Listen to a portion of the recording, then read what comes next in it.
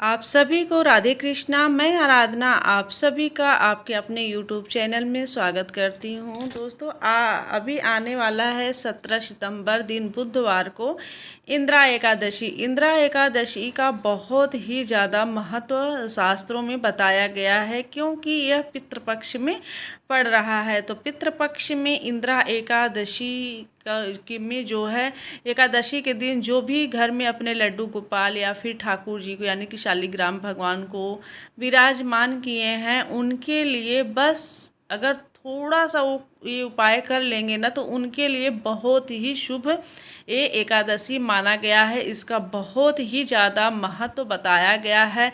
जैसे कि जिसको पितृ दोष हो या फिर जिनके पूर्वजों को मोक्ष की प्राप्ति न हो, अगर जैसे पितृदोष उनके घर में हो, तो उनके लिए ये इंदिरा एकादशी बहुत ही फलदायी बताया गया है। जो भी घर में अपने लड्डू गोपाल को विराजमान करके उनकी सेवा कर रहे हैं, उनके लिए यह एकादशी विशेष रूप से फलदायी होने वाला है। बस ये छोटा सा उपाय कर लेंगे तो, क्योंकि इंदिरा एकादशी के दिन बताया गया है दोस्तों कि जो भी व्यक्ति लड्डू गोपाल की सेवा करते हुए, ठाकुर जी की सेवा करते हुए अगर एक कुछ चीज़ों का दान पुण्य कर देंगे, तो एकादशी के दिन यानी कि इंदिरा एकादशी के दिन तो उनके लिए बहुत ही फलदायी बताया गया है। उनके पितरों को मोक्ष की प्राप्ति होने वाली होगी, और जो है उनके पितर उन पे प्रसन्न होके उनकी सारी समस्याओं को दूर करेंगे। उनके जो भी घर के पितर दोष हैं या फिर जो भी समस्याएं हैं, वो सब उनके पितर खुश होकर दूर कर देते हैं।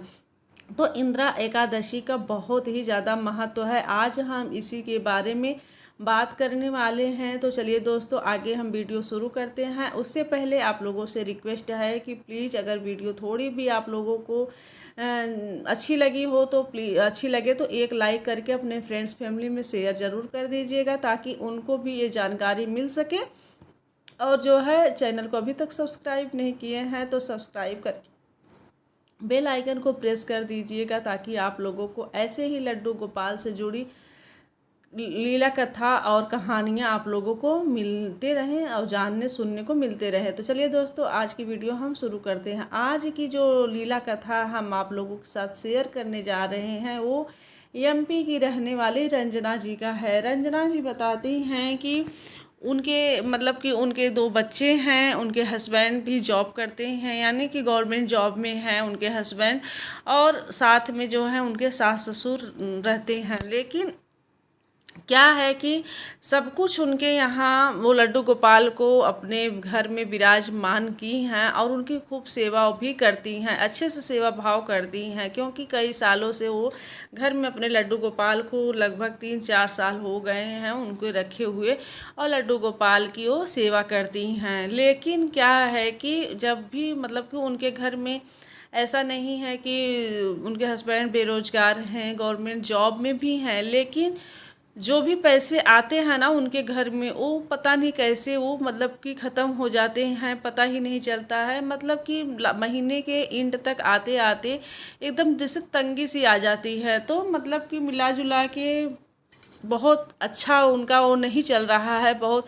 और बच्चे भी हमेशा परेशान रहते हैं, जैसे हमेशा बीमार रहते हैं, या फिर उनका पढ़ाई लिखाई में मन भी उतना नहीं लगता है, और कुछ न कुछ लगा ही रहता है। और उनके सास ससुर भी घर में रहते हैं, तो आपसी जैसे ना मनमुटाव हमेशा जैसे चला लगा रहता है, और मतलब कि जैसे तू मैं हमेशा उनके घर में हुआ ही रहता है। तो इन सब चीज़ों से रंजना जी बहुत परेशान हो जाती हैं, और लड्डू गोपाल के सामने बैठ के बार बार यही बात कहती हैं कि हे कृष्ण कन्हैया, मैं तो आपकी इतना सेवा करती हूँ, मतलब सब कुछ मैं अच्छे से करने की कोशिश करती हूँ, फिर मेरी पूजा में मेरी सेवा में क्या ऐसा दोष हो जा रहा है जिसकी वजह से मेरे घर में जितनी हमें सुख शांति चाहिए उतना हमें मिल नहीं रहा है। आर्थिक तंगी बनी रहती है, घर की समस्याएं जो हैं बनी रहती हैं, मेरे बच्चे भी हमेशा बीमार रहते हैं, उनकी पढ़ाई में मन नहीं लगता है। तो ऐसा क्या है, बार बार जो है ये चीज़ अपने कृष्ण कन्हैया के सामने बैठ के वो बोलती रहती हैं। तो देखिए दोस्तों, जो है कुछ हमारी समस्याएं ऐसी होती हैं जिनका उपाय हमें खुद करना होता है। तो ठाकुर जी लल्ला तो मतलब वहाँ से सब कुछ देख रहे हैं, लेकिन वो सामने से तो कुछ बोलेंगे नहीं आपसे कि नहीं आप जो है ऐसा करो वैसा करो तुम। वो कोई न कोई मार्गदर्शन जरूर करते हैं। तो जब भी अपने भक्त, उनका भक्त परेशान होता है, कोई समस्या होती है, तो समय के अनुसार जो है हमारे ठाकुर जी, हमारे कृष्ण कन्हैया जो है अपने भक्त का मार्गदर्शन जरूर करते हैं। इसी तरीके से रंजना जी के भी जो ठाकुर जी लड्डू गोपाल हैं, उनका इस तरीके से मार्गदर्शन किए। एक दिन क्या होता है कि ऐसे ही जैसे पितृपक्ष चल रहा है, पिछले साल की ये बात है, पितृपक्ष चल रहा है, तो उसी में जो है बगल में उनकी कोई मतलब पड़ोसन थी, उनके यहाँ जैसे अपने पितरों का श्राद्ध करने के लिए पंडित को बुलाए थे वो लोग। तो पंडित जी आए थे और उनके यहाँ श्राद्ध कराने। तो फिर ऐसे ही पंडित जी जब उनके यहाँ से श्राद्ध करा के जा रहे थे, तो इनके घर का गेट ही सामने पड़ा। तो मतलब ये ऐसे बाहर कुछ अपना काम कर रही थी, गेट के सामने ही खड़ी होके। तो जब पंडित जी को देखी तो प्रणाम की और उनको अपने घर में बुला ली। कहीं पंडित जी एक बार आप हमारे घर में आ जाइए, हमें मतलब कि आपकी थोड़ा सा आप आइए, थोड़ा सा आप जलपान करिए। तो पंडित जी बोले बेटा अभी नहीं, फिर कभी आएंगे। तो बहुत मतलब कि वो करी, रिक्वेस्ट की कि नहीं पंडित जी बस 5 मिनट के लिए आप आ जाइए, मुझे आपसे कुछ पूछना है, कुछ हमारे साथ समस्याएं चल रही हैं जिसका हमें निवारण करना है, तो आप ही उसका मार्गदर्शन कर सकते हैं। तो देखिए दोस्तों, लड्डू गोपाल हमारे ठाकुर जी खुद पे खुद आके कुछ बताएंगे नहीं, तो वो किसी न किसी को माध्यम बनाते हैं जिसके द्वारा वो अपने भक्त की समस्याओं का निवारण कराते हैं। तो पंडित जी जब इतनी बात रंजना जी का सुनते हैं तो बोलते हैं ठीक है बेटा, अच्छा चलो। तो फिर वो अपने घर में सम्मान पूर्वक पंडित जी को लाई, बैठाई, उनको जलपान कराई, जो भी औपचारिकता होती है वो सब की। उसके बाद पंडित जी से पूछने लगी कि पंडित जी मेरे घर में मतलब कि हमेशा ऐसे ही आर्थिक तंगी बनी रहती है। हमारे हस्बैंड जॉब करते हैं, गवर्नमेंट जॉब में हैं, उनका हर महीने जो है सैलरी आती है, लेकिन महीने की एंड होते होते जैसे परेशानी होने लगती है। और बच्चे भी हमेशा हमारे बीमार रहते हैं, उनका पढ़ाई में उतना मन नहीं लगता है, और हमारे घर में ना हमेशा खटपट खटपट होता रहता है, कुछ न कुछ ऐसे ही मतलब सुख शांति नहीं है। जबकि मैं लड्डू गोपाल को जो है इतना ठाकुर जी की सेवा करती हूँ, वो तो पालन करता है, लेकिन पता नहीं क्या है कि मतलब जितना मैं सब कुछ अच्छे से करने की कोशिश करती हूँ उसका जस्ट अपोजिट होता है, मतलब कुछ भी उतना अच्छा नहीं हो रहा है। तो इसके लिए मैं बहुत परेशान हूँ। कहीं ऐसा तो नहीं कि मुझसे कोई भूल हो रही हो, ठाकुर जी का मैं सेवा भाव करने में मेरे द्वारा कोई गलती हो रही है, या फिर क्या प्रॉब्लम है जिसकी वजह से हमारे साथ ऐसा हो रहा है। तो पंडित जी थोड़े टाइम के लिए शांत हुए और थोड़ा सा सोच विचार के बाद वो बोलते हैं कि बेटा देखो, तुम्हारे घर में पितृदोष है। जो तुम्हारे पूर्वज हैं उनको उनका जो है ठीक से मतलब कि जैसे लोग होता है ना कि पितृपक्ष में दान पुण्य करते हैं, पानी देते हैं, ब्राह्मणों को दान दे मतलब कराते हैं, भोजन कराते हैं। तो ये सब शायद तुम्हारे घर में तुम्हारे सास ससुर या तुम लोग नहीं किए हो, जिसकी वजह से तुम्हारे घर में पितृदोष है। इसकी वजह से तुम्हारे घर में मतलब कि प्राप्त नहीं हो रहा है, सब कुछ अच्छे से नहीं हो रहा है, कोई न कोई ऐसी समस्याएं बनी रहेंगी। और सबसे अच्छी बात बेटा कि तुम जब खुद ठाकुर जी को, लड्डू गोपाल को अपने घर में विराजमान की हो, तो ये तो तुम्हारे लिए सबसे उत्तम है कि तुम लड्डू गोपाल की सेवा करते हुए बस ये छोटा सा उपाय कर लो, उसके बाद तुम्हारी सारी समस्याएं दूर हो जाएंगी। तो रंजना जी पूछती हैं कि क्या पंडित जी ऐसा कुछ ऐसा बताइए जो मैं आसानी से कर सकूं और मुझे जो है करने में कोई परेशानी भी ना हो। तो पंडित जी बताते हैं कि बेटा देखो, कुछ ही टाइम में जो है इंदिरा एकादशी आता है, जो कि पितृपक्ष में ही पड़ता है इंदिरा एकादशी।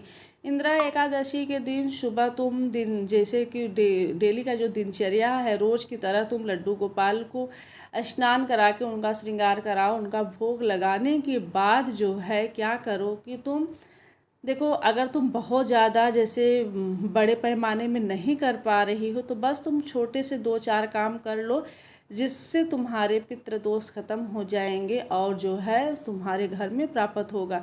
तुम क्या करो कि रोज़ जो है डेली सुबह के टाइम जब लड्डू गोपाल की सेवा करने के बाद तुम गाय के लिए एक रोटी उस पे गुड़ डाल के जो है गाय को खिलाओ। और उसके बाद जो है जैसे चींटियों को आटा दो। आटा मतलब जहाँ चींटियाँ का हो वहाँ आटा की गोली बना के या फिर आटा ऐसे ही डाल दो, जिससे बहुत ज़्यादा महत्व है चींटियों को आटा खिलाना, गाय को रोटी और गुड़ खिलाना। इसका बहुत ही ज़्यादा महत्व है, मतलब कि कई 100 ब्राह्मणों को भोजन कराने के बराबर है। तुम जो है कुछ पंडित को ऐसे ही जाके जैसे दान दक्षिणा बस दे दो, और कुछ ऐसे ही ज़रूरी काम कर लो एकादशी के दिन, जो कि जैसे तुम्हारे घर में जो है बहुत ही ज़्यादा फलदायी होगा तुम्हारे घर के लिए, और तुम्हारे पितृ दोष खत्म होंगे।